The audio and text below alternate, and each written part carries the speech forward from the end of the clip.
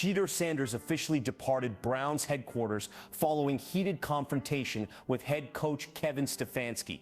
The quarterback simply walked. No explanation, no warning, just gathered personal belongings, exited building, drove away while stunned teammates watched. Instantly, you recognize this represents something catastrophic beyond typical rookie frustration. This isn't negotiation tactic. This signifies complete organizational implosion. For those tracking Cleveland's deteriorating quarterback situation since training camp, this development confirms worst fears becoming reality. The incident reportedly culminated during morning offensive installation. Multiple sources describe Stefanski questioning Sanders' execution of third down package against scout defense, words exchanged, voices elevated. Sanders allegedly stood, removed playbook wristband, declared "I'm done with this," departed meeting room. Stefanski supposedly followed into hallway, demanding Sanders return immediately. The confrontation witnesses describe as unprecedented. Veteran coach literally shouting at rookie quarterback while position coaches desperately attempted intervention. Sanders never stopped walking, never acknowledged coach's demands, simply continued toward parking lot while entire building watched speechlessly. Don't misunderstand gravity here. According to team insiders, Stefanski's subsequent press conference represented controlled version of actual fury unleashed behind closed doors. The public witnessed professional frustration. The organization experienced volcanic eruption. One assistant coach reportedly stated, "I've never seen Kevin like that. 20 years coaching, never witnessed anything comparable." The message Stefanski delivered publicly contained diplomatic restraint. Privately, sources claim expletives flew. Voices cracked, hands trembled with barely contained rage. Let's examine Stefanski's actual words because they're remarkably revealing despite attempted professionalism. "We've done everything to support him," he stated, jaw clenched, eyes narrowed. "Everything within reason, accommodating transition, managing expectations, creating opportunities. But at some point, you have to put the team first. That's non-negotiable." If individuals can't accept that fundamental principle, then difficult decisions become necessary. Translation: Sanders crossed unforgivable line. The relationship fractured beyond repair. This wasn't disappointment but betrayal from Stefanski's perspective. The press conference tension became palpable when reporters pressed regarding Sanders' specific grievances. Stefanski's composure briefly cracked. "Grievances," he responded, voice rising incrementally. "We're discussing professional football, not therapy sessions. Every player faces criticism. Every quarterback endures scrutiny. Champions embrace accountability rather than abandoning responsibility when challenged." His knuckles whitened, gripping podium edges. The carefully constructed diplomatic facade momentarily slipped, revealing genuine fury beneath. Here's where complications intensify exponentially. The friction building for weeks finally exploded spectacularly. Sources indicate Sanders felt increasingly marginalized following Brown's embarrassing loss to Rams. Despite completing 70% of passes, generating 3 touchdowns, Sanders faced disproportionate criticism during film sessions. Stefanski allegedly highlighted every incompletion, every protection adjustment missed, every audible questioned while minimizing positive contributions. One offensive player claimed, "Coach basically blamed Shedeur for everything while protecting everyone else. It felt personal, not professional." The practice repetition distribution created additional controversy. Despite ownership's clear preference establishing Sanders as franchise cornerstone, Stefanski reportedly continued splitting first-team opportunities equally with backup quarterbacks. Sometimes Sanders received fewer quality repetitions than journeyman veterans. The message seemed deliberately antagonistic. "You're not special, despite draft position, despite talent, despite organizational investment." Sources claim Sanders interpreted this as intentional disrespect, systematic undermining design, forcing failure. Public criticism represented final provocation. Following Rams' defeat, Stefanski's press conference comments targeted Sanders specifically. "Young quarterbacks must learn winning requires more than individual statistics," he stated pointedly. "Leadership means accepting responsibility, elevating teammates, executing game plans rather than freelancing." While never mentioning Sanders explicitly, everyone understood the target. National media interpreted comments as direct shot at rookie quarterback. Sanders supposedly watched clips repeatedly, growing increasingly frustrated with perceived scapegoating. This transcends typical coach-player tension. This represents fundamental philosophical collision. Stefanski embodies old-school coaching principles, hierarchical authority, earned respect, systematic development. Sanders personifies new generation athlete empowerment, immediate impact expectations, brand consciousness, unwillingness accepting traditional limitations. Neither necessarily wrong, but compatibility proves impossible when positions become entrenched. Let's address what occurred following Sanders' departure, because pandemonium erupted instantly. Players reportedly gathered in parking lot watching Sanders drive away, some attempting phone calls, others simply stunned. Offensive coordinator Alex Van Pelt allegedly sprinted outside, attempting intervention, arriving moments too late. Inside facility, Stefanski convened emergency team meeting, delivering message sources described as scorched earth directive. He supposedly declared, anyone who can't commit completely should follow him out. This organization moves forward with or without individual players. The locker room division became immediately apparent. Receivers who developed chemistry with Sanders expressed visible frustration. One prominent pass catcher allegedly confronted Stefanski directly, questioning coaching decisions contributing to situation. Defensive players attempted maintaining neutrality while privately acknowledging concerns about leadership stability. Offensive linemen, traditionally Stefanski supporters, seemed conflicted between loyalty and pragmatism. As one veteran stated anonymously, the locker room feels broken right now. Half the guys support coach, half think he's lost the plot completely. Social media explosion proved instantaneous and overwhelming. Within minutes, #free Shedeur trending nationally. Browns fans divided viciously between supporting Stefanski's discipline and demanding immediate termination. The clip of Stefanski's press conference generated millions of views hourly. Former players, analysts, influencers offered immediate commentary. Shannon Sharp tweeted, Stefanski just fumbled away Cleveland's future. Skip Bayless countered, finally a coach with backbone, refusing rookie entitlement. The discourse became increasingly toxic, mirroring organizational fracture. Don't overlook ownership's position, because Jimmy Haslam reportedly went ballistic upon learning Sanders departed. Sources claim Haslam immediately contacted Stefanski, demanding explanation, allegedly screaming through phone conversation, witnesses described as volcanic. The owner who'd personally championed Sanders' selection, who'd proclaimed him franchise savior, now watched investment literally driving away.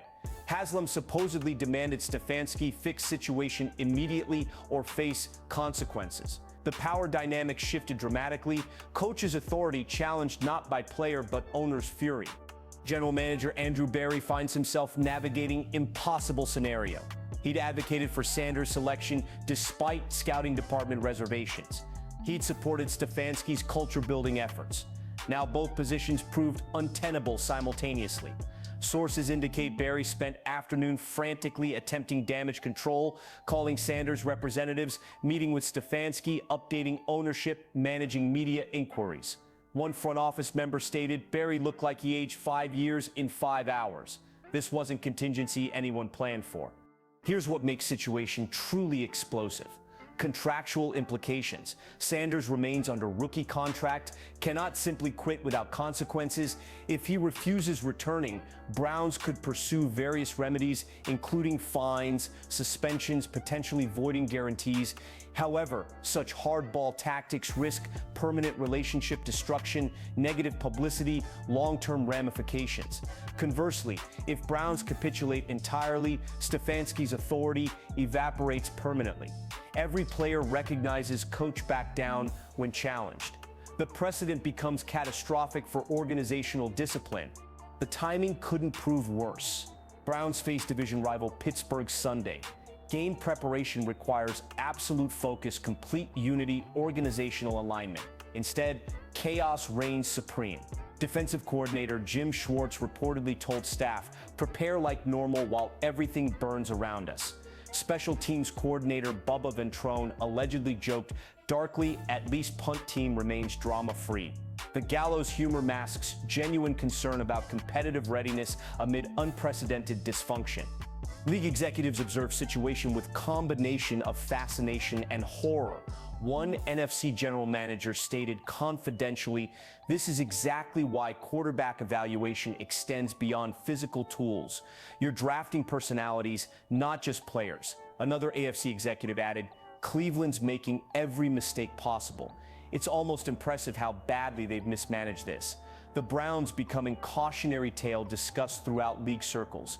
Example of organizational malpractice everyone seeks avoiding. Players around NFL watching intently, recognizing broader implications. If Sanders successfully forces organizational change through departure, it establishes precedent regarding rookie leverage. Conversely, if Stefanski maintains authority despite ownership pressure, it reinforces coaching autonomy. One prominent quarterback texted Sanders supportively, "Stand your ground, don't let them break you." Another veteran messaged Stefanski, "Stay strong, can't let inmates run asylum." The situation transcending Cleveland toward league-wide philosophical battle. Behind scenes, desperate negotiations continue. Sanders' agent reportedly presented demands including guaranteed starting position, increased input regarding play calling, public apology from Stefanski. The coach allegedly responded with counter-proposal. Sanders returns immediately, apologizes to team, accepts whatever role coaching staff determines. Neither position suggests compromise possibility. The gulf between perspectives appears unbridgeable without significant concessions, someone unwilling to make. Consider psychological dimensions. Stefanski's entire coaching identity relies upon organizational discipline, systematic development, hierarchical respect. Capitulating to rookie quarterback demands obliterates foundational principles. His credibility among assistants, veterans, throughout league depends upon maintaining authority.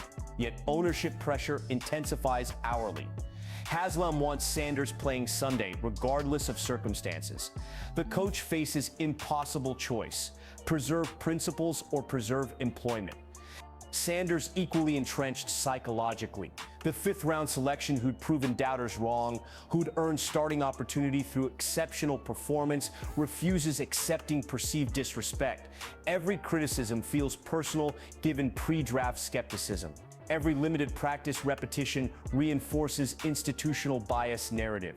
Walking away represents ultimate declaration: "I deserve better than this treatment." Returning without significant changes means accepting diminished status, acknowledging Stefanski's authority, compromising competitive pride. The fan base reaction proves equally fascinating sociologically. Younger supporters predominantly back Sanders, viewing situation through player empowerment lens. Older fans generally support Stefanski, emphasizing discipline, tradition, organizational hierarchy. The generational divide mirrors broader cultural tensions regarding authority, respect, institutional power. Cleveland's quarterback controversy becoming referendum on fundamental values transcending football entirely. Media coverage intensifies exponentially. National reporters descending upon Cleveland. ESPN, Fox, NFL Network establishing continuous coverage. Every update generates breaking news alerts. Former coaches, players, executives offer analysis despite lacking complete information. The speculation machine operates maximum capacity. One prominent insider admitted, "We're basically guessing, but controversy drives engagement. This story's gold for ratings." Don't ignore potential resolution scenarios, each carrying significant ramifications. Scenario 1, Sanders returns following private reconciliation. Both parties claim misunderstanding, relationship continues fragilely. Scenario 2, Stefanski gets terminated, Sanders returns triumphantly, new coach installed immediately. Scenario 3, Sanders traded, Stefanski maintains authority, organization resets completely. Scenario 4, extended standoff continues, season collapses, everyone fired eventually. No outcome appears particularly appealing given damage already inflicted.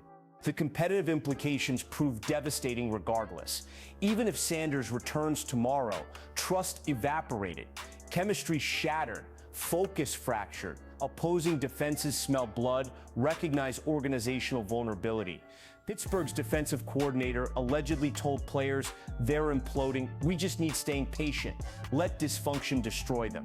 Every opponent benefits from Cleveland's self-inflicted catastrophe. Within organization, survival mode activated. Assistant coaches updating resumes, anticipating potential changes. Players calculating trade possibilities if situation deteriorates further. Front office personnel documenting decisions, protecting individual reputations. The self-preservation instincts overtaking collective goals. One coach stated privately, "Everyone's protecting themselves now. Team concept died when Shedeur walked out." For Sanders, the stakes couldn't prove higher.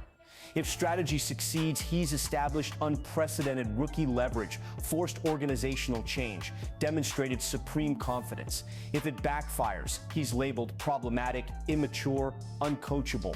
The entire career trajectory hinges upon next 48 hours. Every decision scrutinized through this lens forever. One AFC scout noted, "This follows him regardless. Either he's courageously principled or impossibly difficult. No middle ground exists."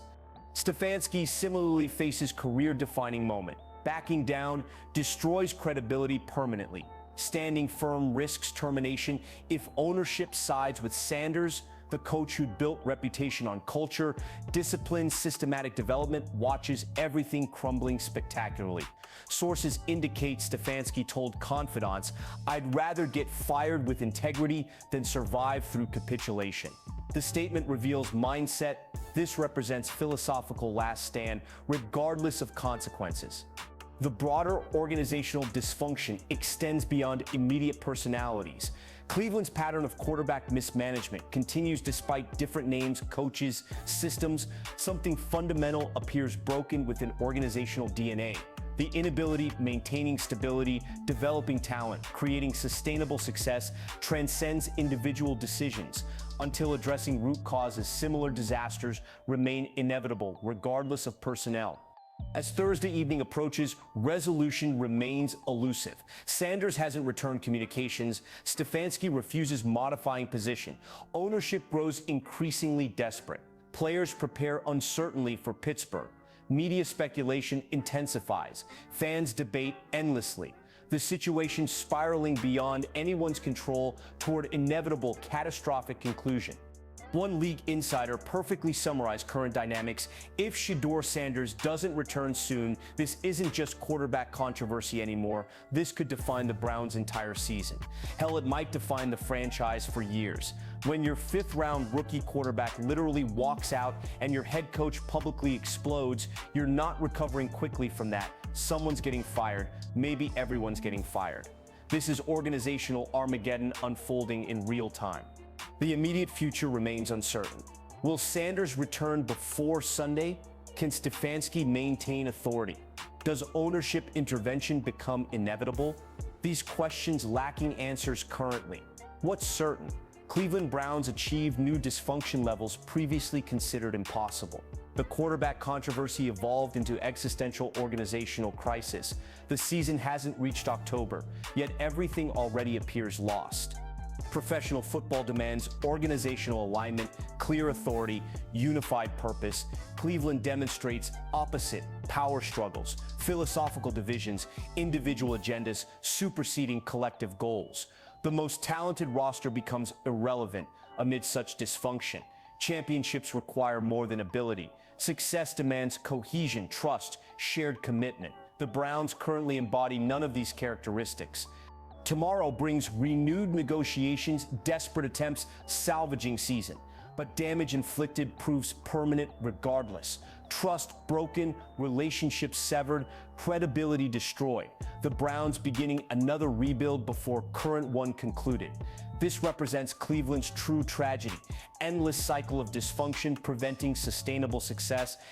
The Stefanski-Sanders explosion transcends typical NFL drama toward organizational case study regarding how everything collapses when foundational principles crumble. A head coach who can't maintain authority, a rookie quarterback who won't accept it, and ownership creating impossible situations, a fan base exhausted from perpetual disappointment. This combination guarantees catastrophic failure. Cleveland Browns currently providing masterclass in organizational self-destruction. The league watches horrified yet fascinated, grateful for avoiding similar circumstances while recognizing universal vulnerabilities. Whether through reconciliation, termination, or trade, resolution arrives eventually. But scars remain permanent. The Browns' 2024 season already compromised beyond salvation. Another wasted year, another quarterback controversy, another coaching casualty, another organizational reset. The cycle continues indefinitely until someone establishes genuine authority, creates sustainable culture, prioritizes collective success over individual agendas based upon current evidence. That transformation remains frustratingly distant.